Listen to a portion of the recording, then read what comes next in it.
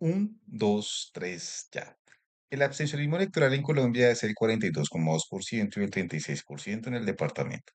En las elecciones a la presidencia votaron 23.978.304 a nivel nacional y los mayores de edad en el país son 41.421.973. En el Meta, 546.955 votantes de 854.033 personas aptas para votar. La población con conciencia política, la mitad, y en el territorio departamental, 3 de cada 10 no participaron en las votaciones. Los votos válidos, 23.687.329, el 98,7%. Quienes tuvieron como opción el voto en blanco, 406.970, el 1,71%. Los no marcados, 47.586, el 0,19%. Los nulos, 245.489, el 1,02% a nivel nacional. En el departamento, los válidos, 536.933, el 98,1%. El voto en blanco, 9.549, el 1,77%. Los no marcados, 962, el 0,17%.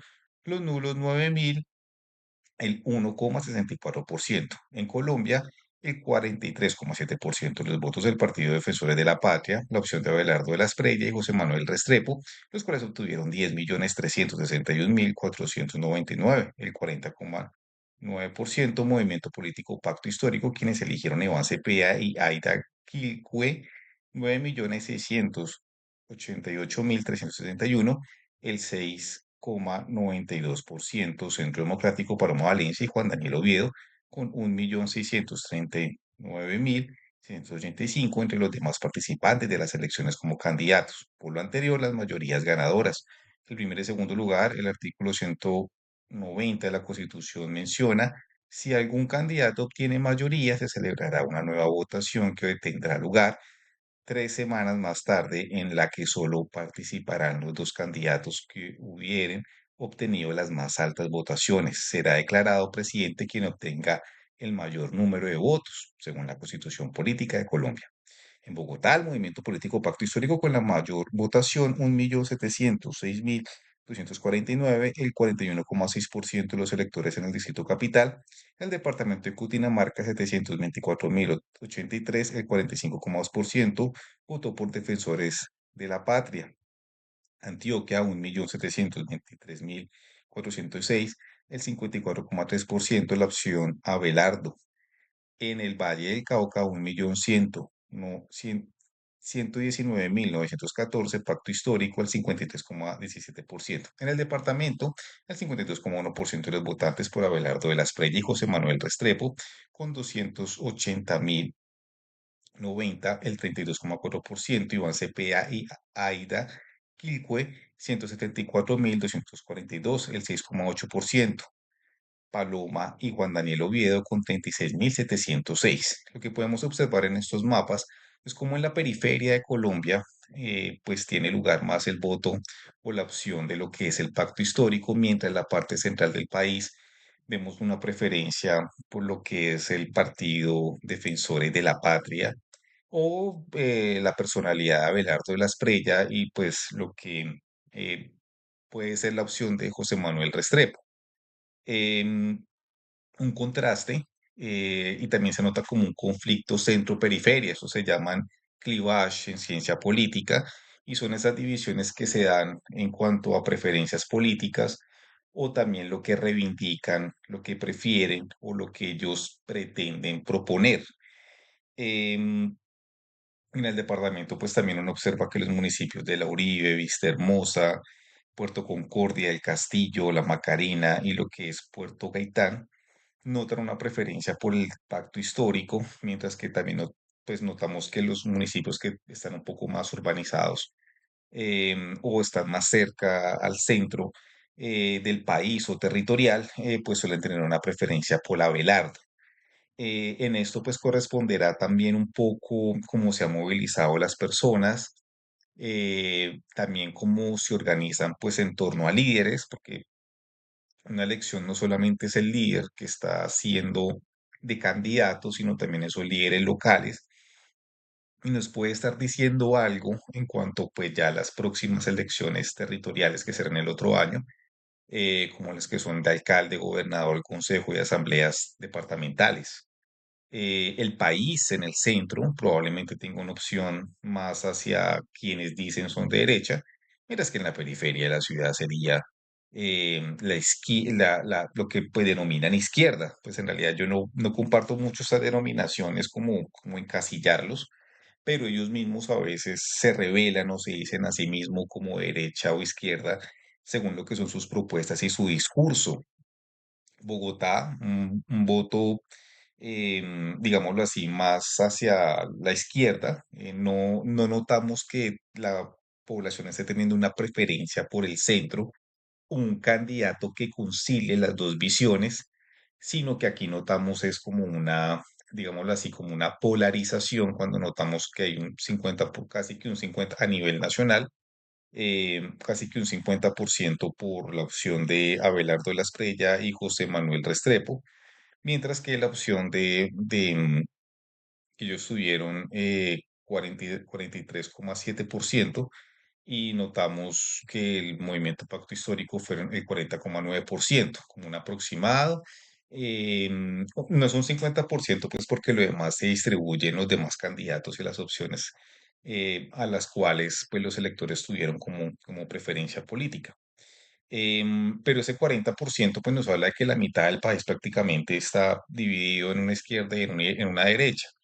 Em, no hay como una digámoslo así, como un punto de encuentro, un candidato punto de encuentro de los dos puntos de los dos puntos de las dos visiones que hay de esos dos discursos. Bogotá, el caso que me llama la atención frente a Cundinamarca. Cundinamarca es un poco aislado de la situación de Bogotá. El distrito da lugar pues a unas preferencias políticas muy diferentes a las del departamento.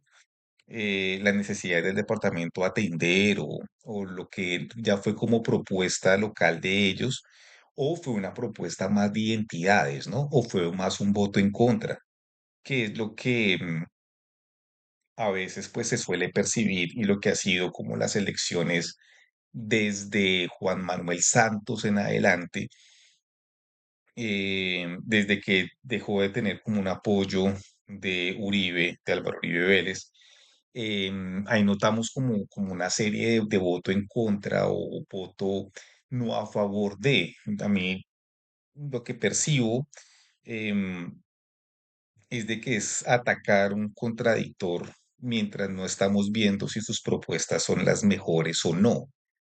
Y es atacar al otro frente a hechos de corrupción o que ellos dicen los dos extremos, como quién es más impoluto, quién no tiene las mismas, digámoslo así, como antecedentes frente a lo que puede ser un juicio de valor, o un juicio moral, o un juicio ya desde la legislación y desde, desde la legislación en el sentido de lo judicial, ¿no? ¿Quién tiene más precedentes frente a lo judicial y no frente a las virtudes? ¿Quién es más virtuoso? ¿Cuáles sus propuestas son más efectivas? ¿Sus propuestas verdaderamente están solucionando algo o no? ¿O todo el tiempo es en contra y también cómo se recriminan o cómo cada uno se desacreditan para hacer política? Entonces, en ese caso es un país que el discurso que ha copado y que aún así, pues, está presente en los electores es un discurso en contra de, no a favor de la mejor opción. Y como tal, no sería una competencia, sino una confrontación, porque la competencia siempre tiene unos elementos de quién llega a una meta o quién llega a un primer lugar porque sus virtudes o sus capacidades en la competencia los hace llegar hasta ese lugar, a partir de unos requerimientos, de una preparación y, por supuesto, en el caso político, el de que el discurso sí está respondiendo a lo que, en lo público, por ejemplo, ¿quién puede cumplir mejor sus funciones como presidente? Eso no se está viendo, sino quién es como más intachable o quién tiene más em, casos o que lo rodean o de lo que ha hecho a lo que denominamos que es corrupción o injusto o en lo judicial, quién tiene más procesos, quién puede llegar a tener más procesos frente a, y por supuesto hay un juicio moral y de por costumbre, entonces esta persona porque ha hecho X o Y cosa, entonces no bastado con como todo es a controvertirlo, más no es a mirar el mejor aspecto del otro. Y eso es un tema lógico. Y también como hay una mímesis dentro de los electores, como hay una imitación a ese discurso. Es decir, los electores prácticamente si alguien que se postula a un cargo de elección popular, sus electores empiezan como a imitar ese discurso y a recriminarse entre ellos. En el mundo empresarial hay como una frase, esa frase creo que es de Thomas Watson, si bien recuerdo, que es uno de los fundadores de la IBM, y él dice en uno de sus libros empresariales que la competencia, si bien recuerdo esa frase se la atribuyen a él, y creo que es Thomas Watson, y es de la competencia no se debe hablar mal, porque si se habla mal de la competencia, se le está dando una importancia que no merece frente al comprador, frente al cliente. Si a mí una persona todo el tiempo me está hablando mal de la competencia, todo el tiempo, pues yo voy a ver qué es lo que pasa allá y revisaré ese producto, ese servicio, qué tan malo es. Y la persona puede estar descubriendo otras cosas. Entonces, en ese caso, y más cuando se lleva una exageración, cuando a veces las cosas no son como tan ciertas o si las son, no es lo que parece y también cuando se apela a la mentira y no hay nada más que hacer sino como todo lo que son falencias argumentativas como ad hominem y eso es preocupante. Cuando un discurso es de sesgos, cuando un discurso es de falencias argumentativas y eso son una cantidad pues las personas que han estudiado derecho, las personas que han pasado por de pronto temas de retórica, gramática, lo que puede ser también un poco todo esto de estudiar un discurso y sabe que es una falencia y que es un sesgo argumentativo y un sesgo cognitivo por una ideología, por un creo. Entonces, en todos los contrarios se está viendo a alguien de una manera crónica, está viendo un contrario o un enemigo cuando no lo hay. Los enemigos suelen definirse, los oponentes son parte de la competencia y los adversarios los que transgreden la ley. Eso es un teórico de las comunicaciones. Se me escapa ahora el nombre, pero cuando observamos un discurso donde no es claro si es un oponente, un enemigo, un adversario, para un elector es confuso y preferirá una opción en blanco, ¿no? Y hay que cantar el voto, porque eso es neutralidad. Em, Javier Darío Restrepo, sí creo que lo estoy mencionando bien, em, decía algo así, que el periodista no debe revelar su opción política, porque lo hace perder objetividad y puede estar inclinando su línea editorial a favor o en contra de alguien. Eso es respetable y se puede hacer en un espacio de opinión o de editorial por X o Y razón, pero en un sentido, en una sociedad en la que estamos, con un pensamiento como han formado, es que lo preocupante es cómo han formado los electores. A mí no me preocupa tanto si prefieren al candidato A o B, sino si esa preferencia nos está permitiendo convivir, no necesariamente integrarnos, porque integrarnos es distinto, es convivir. Respetemos las reglas, respetemos unos principios y convivamos a partir de las normas y las leyes. Pero cuando ponemos en duda las instituciones y nos damos cuenta que las instituciones están actuando bien, ese ánimo reformista que tanto criticaba Álvaro Gómez Hurtado en las revoluciones de América, ese ánimo de cambiarlo todo y quien llegas a cambiarlo todo, o a imponer algo, creo que no es bueno para la democracia y por supuesto para el Estado de Derecho. O cuando un ministerio se enorgullece o destaca que ha emitido una cantidad de decretos y pueden ser muy válidos, pero ineficientes y finalmente no tienen ninguna aplicación o ningún resultado frente a una gestión. Eso así, también un discurso tan dado a ese tema de cambiarlo todo, de reformarlo todo para que todo siga igual, y una sociedad que se confronta o que se divide frente a lo discursivo, ya el tema de las armas, pues, ya un proceso de paz, yo siempre digo que el proceso de paz del 2016 era que no había justificación política para el uso de las armas. Y también Belisario Betancur lo venía haciendo de esos intentos de proceso de paz que aparecen más o menos hacia mediados del 86, del 80, de la década de los 80 y que, digamos así, culminan en el 2016. eh, sí, más o menos 20 años, mm, bien o mal contados, da lugar a que no se justifique las armas, ¿no? Pero discursivamente no es posible integrar la periferia y el centro. No es posible conciliar yo veo muy difícil conciliar y creo que estando en los medios de comunicación no me he fijado en lo que hacen los otros. Yo espero que lo estén haciendo bien y asimismo también esa posibilidad de compartir y encontrarnos y en lo posible integrarnos frente a la verdad y frente a esa necesidad pública de informar, lo que es fundamental, como que funcionen las instituciones, porque son fundamentales para la coexistencia y para la convivencia.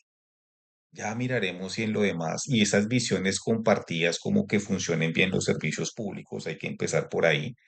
Me parece lamentable estar en una ciudad y ver como un descuido en el ornato, ver un descuido en las vías, ver un descuido en los andenes, ver un descuido en lo que es los servicios públicos, porque para nadie es un secreto eso, todo lo percibimos, pero estamos pendientes de si el uno es menos malo que el otro, y si el uno viste de esta manera o si el otro dice esto o lo uno o lo otro, cuando en la esencia o en lo básico perdemos todo lo demás por simplemente quién tiene la razón frente a un discurso que ni siquiera es idealista, sino es como recrimino, al contrario, porque según es de izquierda o derecha, o es que este me parece comunista o socialista. Yo creo que eso hay que replantearlo y me veo en una obligación de hacerlo. Cuando Ondas del Meta se ha propuesto también, gracias a sus fundadores, ellos lo saben, de que tenemos que llegar a cosas fundamentales de cómo funciona la economía, comer bien, y que los precios sean equilibrados y empezar por ahí, que en eso creo que todos estamos de acuerdo con un equilibrio de precios, no con controlar el mercado, es una cosa distinta. Y eso es un deseo de controlar y, en fin, sino que el mercado funcione de una manera equilibrada, con libertades, que podamos expresarnos, que podamos convivir. Y por supuesto el tema de estar pendiente de la variabilidad climática y si hay que tomar una acción frente al cambio climático. Son cosas fundamentales que si no existieran ideologías y si las religiones no nos llevaran a confrontarnos, más bien a convivir, porque yo respeto los credos y respeto quienes los profesan, pero frente a las ideologías o a estas visiones radicales o de qué piense el uno del otro, mm, mi postura es únicamente informar y espero estarlo haciendo bien. Frente a una petición o al realizar una entrevista, me veo en la obligación de expresar mi opinión sin que me comprometa y tampoco al medio, sino como persona poder tener una voluntad de expresar lo que pienso. Es un gusto hacer el tema de la política, es un gusto poder cubrir y llevarle esta información en lo posible objetivo y limitarme a mencionar unas cifras, las cuales han sido el resultado de las elecciones. Esto es Ondas Políticas en Ondas del Meta con este editorial. Desde Villavicencio, Colombia. Que estén muy bien. Esto es Ondas del Meta.